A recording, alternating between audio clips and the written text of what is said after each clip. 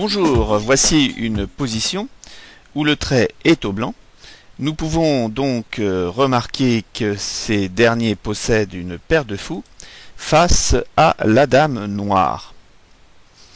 Tout ceci pourrait paraître plutôt favorable aux noirs vu l'avantage matériel qu'ils ont à leur disposition, mais la paire de fous va démontrer ici toute sa puissance face à une dame. Il faut dire que les conditions sont plutôt favorables pour les blancs. Le roi noir est en fait véritablement isolé ici et ne possède que très peu de cases de fuite à sa disposition. Il ne peut ici qu'aller sur la case A4. On peut remarquer déjà toute la puissance de la paire de fous qui contrôle cette diagonale ainsi que cette diagonale, ce qui interdit déjà les deux cases de fuite sur l'aile dame. Notamment, nous pouvons préciser que le fou A5 protège le pion B4, ce qui interdit au roi de prendre le pion, et en même temps la présence du pion D3 ici interdit la case C4. De plus, nous pouvons remarquer que les mouvements de la dame noire sont particulièrement limités, avec les pions doublés sur la colonne F, qui la gênent considérablement. Il lui est difficile d'atteindre le roi blanc relativement éloigné et de le harceler par des échecs, même si via la première rangée, elle peut l'attaquer.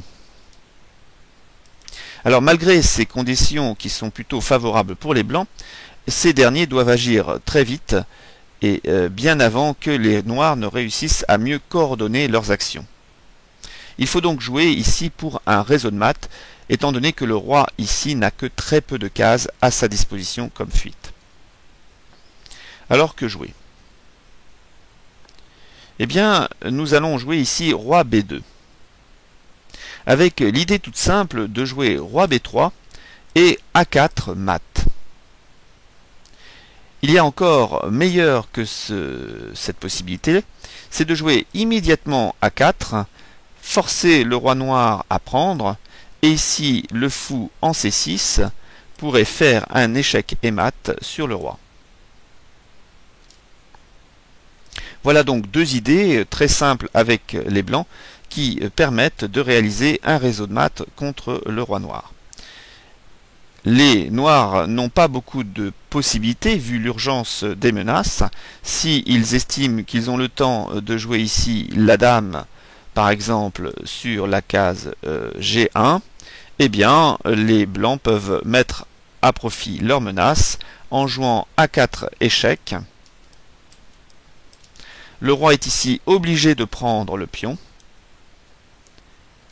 Et maintenant, le mat peut se réaliser par fou C6 ici, avec échec et mat sur le roi noir.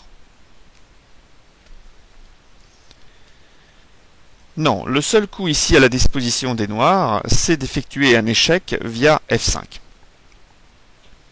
Alors, cet échec est donc direct sur le roi blanc, et force les blancs à jouer finalement le bon coup, puisqu'ils vont pouvoir ici jouer roi B3. La menace de mat en un coup est claire, et doit encore forcer les noirs à jouer l'unique coup pour parer cette menace. Les noirs jouent ici dame A1 afin d'empêcher la menace A4 puisque les noirs pourront reprendre le pion. Que faire maintenant avec donc les blancs?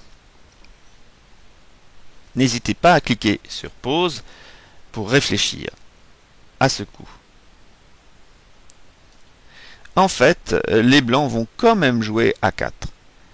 C'est peut-être le coup le plus difficile à jouer, car la dame va tout simplement prendre le pion, et en même temps faire échec au roi.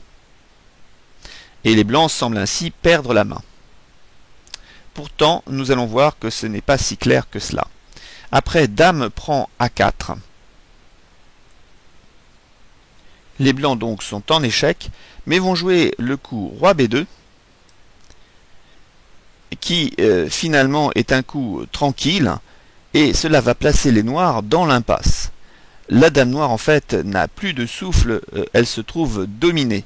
Ici, donc, les noirs n'ont pas de coup à leur disposition. Ici, la dame donc est contrôlée sur toutes les cases.